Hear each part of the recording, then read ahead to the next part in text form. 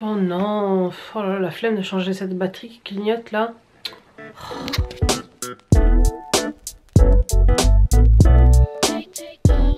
Hello tout le monde, bonjour, bienvenue aujourd'hui sur ma chaîne pour ce mercredi. J'espère que vous allez bien, vous avez passé un bon début de semaine et que ça va vous arriver à rester motivé parce qu'aujourd'hui on va parler de la flemme, la grosse flemme de janvier. Je sais pas si vous êtes dans le même cas que moi, mais moi ces derniers temps, j'ai une de ces flemmes mais méga monstre. Une flemme incroyable, je sais pas pourquoi. Autant j'étais motivée en décembre, en septembre, en octobre, en novembre. Et quand janvier est arrivé, 2020 en fait tout court, hein, je crois que c'est 2020. Le truc je crois que c'est ça, je crois que c'est 2020. Quand 2020 est arrivé, bah écoutez, je sais pas, j'ai mon taux de motivation qui a chuté. Et vous allez voir que la flemme c'est pas si mauvais en fait, hein, c'est pas si mauvais que ça. Aujourd'hui je vais vous faire déculpabiliser à propos de la flemme. Si vous ressentez de la flemme, un manque de motivation, un manque d'envie à faire les choses, alors n'ayez pas peur, c'est juste une question de dopamine. Voilà, c'est tout simplement, c'est tout simple, c'est scientifique. Voilà, c'est quand votre dopamine chute, ben vous n'avez plus envie de faire quoi que ce soit. Ne vous flagellez pas, ne dites pas franchement je sais pas ce que j'ai, je suis pas comme les autres, j'ai pas d'envie, j'ai pas de motivation, je suis nulle, je suis ci, je suis ça, non. Ça n'a rien à voir, c'est vraiment scientifique. Quand votre dopamine chute, eh ben vous n'avez plus envie de faire quoi que ce soit, plus la motivation de faire quoi que ce soit. Vous procrastinez à foison et vous remettez tout ce que vous avez à faire à plus tard. Donc ça vraiment, moi je suis dans ce cas en ce moment. Alors j'ai reçu plein de messages de votre part en me disant mais Asma, est-ce que tu aurais des astuces s'il te plaît pour rester motivée? Je vois que tu es motivée, tu es toujours là à faire tes vidéos. Alors sachez que moi je suis en pleine chute de dopamine. Je peux vous assurer que chaque jour j'ai vraiment du mal à me lever, du mal à faire les choses, sachant qu'en plus j'ai 3 enfants, une maison à tenir, un boulot à faire. Je veux dire, voilà, en fin de journée, je suis au bout du rouleau, j'en peux plus, je suis vraiment très fatiguée. Alors, sachez que la flemme, c'est pas mauvais en soi. D'accord? Bon, quand c'est pas tous les jours. Mais sachez que la flemme, ça a vraiment ses avantages. Donc là, je vais vous en donner quelques-uns d'avantages, mais ça a pas mal d'avantages. Donc voilà, être flemmard, c'est pas être nul, c'est pas ne pas vouloir avancer dans la vie, non, c'est rien de tout ça. C'est juste qu'à un moment T de votre vie, ben, vous avez eu une baisse de dopamine et pas envie de faire les choses. Alors sachez qu'il y a eu des études de fait et qui prouvent que être flemmard, oui, être flemmard, ben, ça vous promet une vie plus longue. Alors je vous explique un peu pourquoi.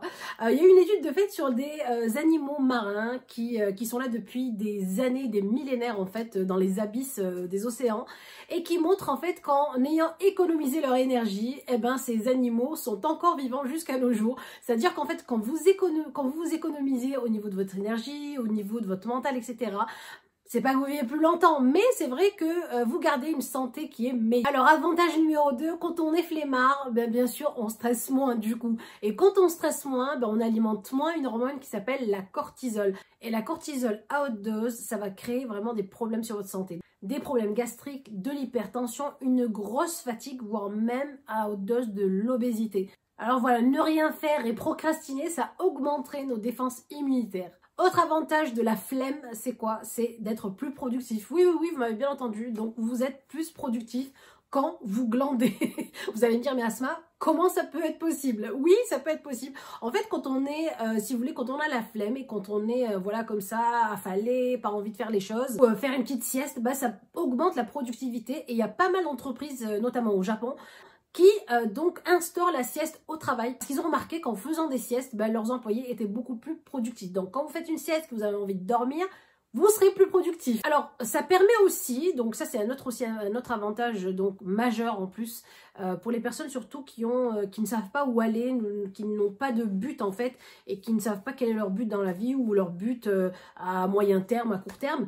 Ça permet aussi de pouvoir donc en fait se focaliser sur l'essentiel. Vraiment vider l'inutile de votre tête et ça permet en fait voilà que quand ben, vous êtes là en train de réfléchir à pas savoir quoi faire, à pas avoir envie en fait, à se dire bah tiens en fait finalement qu'est-ce que j'ai vraiment envie de faire, et donc voilà vous videz un peu tout ce qui pollue en fait votre mental et vos idées pour vraiment aller jusqu'à l'essentiel. Et enfin, en ayant fait des petites recherches sur internet, j'ai remarqué qu'il y a eu des études qui ont été faites aux États-Unis et qui prouvent que quand on est flemmard, ben en fait on est beaucoup plus intelligent. Donc en fait je vais vous expliquer, il y a une étude de fait, ils ont pris en fait des étudiants qui étaient intelligents entre guillemets et d'autres qui étaient entre guillemets, mais aussi moins intelligents. Et ils leur ont mis un bracelet en fait autour du poignet pour voir en fait leur activité. Et ils ont remarqué en fait que les personnes les plus intelligentes en fait faisaient beaucoup moins d'activités, beaucoup moins d'efforts, alors que les autres qui étaient considérées comme moins intelligentes, en fait, s'aéraient plus à l'extérieur, sortaient, faisaient plus de choses, en fait, étaient plus actifs. Et les plus intelligents, moins actifs. Alors pourquoi? Parce qu'en fait, les personnes qui sont censées donc avoir un QI un peu plus élevé, en fait, s'ennuient très vite, s'ennuient vraiment très vite. Ils ont besoin, en fait, ils s'ennuient très vite quand ils font des choses, mais ils les comprennent tellement vite qu'ils s'ennuient très vite. Donc voilà, dites-vous que peut-être que vous faites partie des gens qui ont un QI très élevé et c'est peut-être pour ça que vous êtes flemmards. Alors cette vidéo, je l'ai pas faite pour vous dire oui, la flemme c'est bien, restez comme ça. Non, je vous dis juste que il faut pas vous auto-flageller, vous auto-critiquer en disant ben voilà, franchement je suis nulle, j'arrive à rien. Moi c'est mon état là actuel, vraiment je vous dis, je sais pas, j'ai l'impression que mon corps en fait suit plus. Mon mental est là en train de bouillonner, de dire ah, ça m'a fait ci, fait ça, et mon corps ne suit pas. Alors je sais pas du tout comment faire pour que mon corps et mon mental soient en synergie pour qu'ils puissent faire les choses en même temps. Mais là franchement c'est pas le cas. Je pense aussi que c'est dû, alors je crois aussi que c'est dû et beaucoup dû aussi au fait que en fait en ce moment je mange beaucoup de sucre. Oui. En ce moment je grignote beaucoup de trucs sucrés, de chocolat, de ci, et j'ai vraiment remarqué un changement mais radical de il y a 2 mois quand vraiment je faisais très attention à ce que je mangeais au niveau sucre. Et là, quand j'ai réintégré, en fait, on va dire le sucre à mon alimentation, une fatigue infernale. Alors, ce que je peux conseiller aux filles qui m'ont envoyé ce que je me conseille aussi à moi-même, du coup, envoyer ces messages en me disant, Asma, voilà, donne-nous des conseils pour être aussi motivée que toi. En fait, je suis pas si motivée que ça, les filles. C'est juste que j'essaie vraiment et je me force, en fait, à faire les choses. Mais j'ai vraiment envie que ça coule de source et que ça aille vraiment bien. Alors, voilà, comme je vous disais, être flemmard, c'est bien, hein, il faut pas voilà, se morfondre et se descendre parce que voilà, on est flemmard, mais donc il faut vraiment quand même que vous soyez un minimum organisé pour éviter cette flemme à long terme surtout. Être un peu, ça va, mais l'être beaucoup, je crois que ça va pas parce que dans votre vie, vous avancerez pas. Donc du coup, petit conseil pour éviter donc d'avoir cette grosse flemme. Premier conseil, évitez de manger trop de sucre. Je vous assure que le sucre est vraiment l'ennemi numéro 1 de la motivation et de l'actif en fait. Vraiment, c'est ça. Numéro 2, donc écoutez, aérez-vous, allez faire du sport, sortez, bougez-vous, marchez à l'extérieur. Ça va vraiment vous aérer l'esprit, oxygéner vos cellules et du coup, vous serez beaucoup plus apte à vouloir vraiment faire quelque chose. Autre chose aussi que j'ai appris il n'y a pas très longtemps, pratiquer le Kaizen. Alors vous allez me dire, qu'est-ce que c'est que le Kaizen, Asma? Alors ce mot a une origine japonaise. Kai veut dire changement, Zen veut dire sagesse. C'est-à-dire que vous pouvez changer votre vie tout doucement, pas à pas, petit à petit. Évitez de changer brusquement vos habitudes, parce que changer brusquement vos habitudes, vous allez avoir vraiment l'effet contraire, c'est-à-dire que vous allez vous démotiver rapidement, être fatigué rapidement, ne plus avoir envie de faire quoi que ce soit. Alors bien sûr, ces conseils-là, ils s'appliquent à tout le monde, pas qu'aux gens qui travaillent en bureau, qu'aux gens qui travaillent à l'extérieur, pour les mamans qui sont par exemple désorganisées, qui ont la flemme, qui sont au bout du rouleau avec les enfants. Alors pendant qu'on est dans cet élan de motivation, je voulais vous parler d'un défi que je me lance donc avec l'association Care France. Qu'est-ce que c'est que l'association Care France? C'est une association avec laquelle je collabore pour récolter 1000 € d'ici le mois de mars. Alors ce défi, je vous le dis ici parce que je réfléchissais encore à quoi faire. Donc je me lance le défi de porter en fait un big panier, un gros panier sur la tête.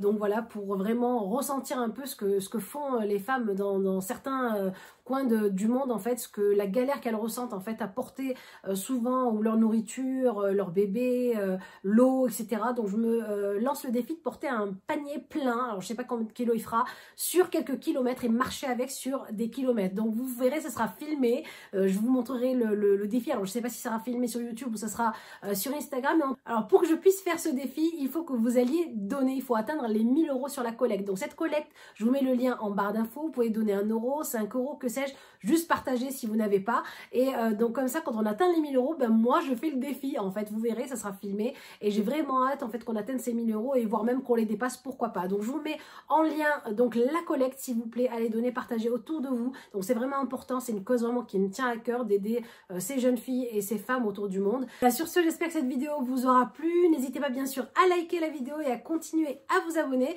Je vous fais un gros bisou et je vous dis à dimanche à 11 h. Bisous.